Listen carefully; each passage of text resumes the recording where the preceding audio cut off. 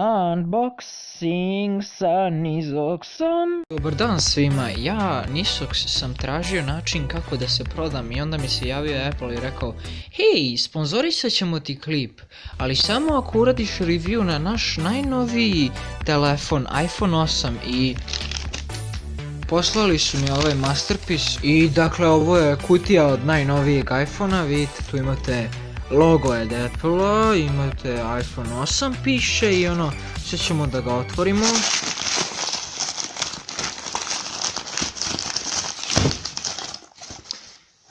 Dakle, ovo je novi iPhone 8.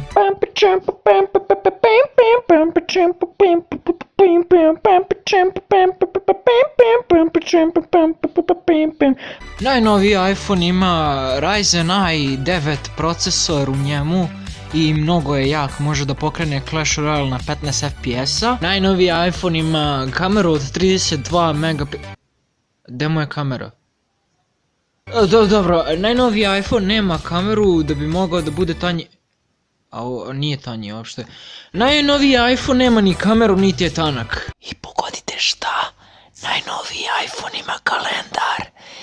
Jej! Sad ćemo da uradimo jedan mali test koliko je izdržljiv naš najnoviji iPhone. Mislim da je dovoljno, došli smo do konkluzije da je veoma izdržljiv. Sajk! Evo još malo.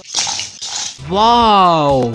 Novi iPhone nije se polomio. A sada jedan drop test. Još jedan. Još jedan. Wow! iPhone-u se nije desilo ništa. Wow! Sada ćemo da provjerimo kako ovaj iPhone dobro zove. Halo. Mame ti ga nabijem, gađat će puškom uskoro.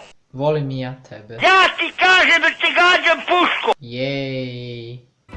Zato naručite danas vaš iPhone 8. Jej.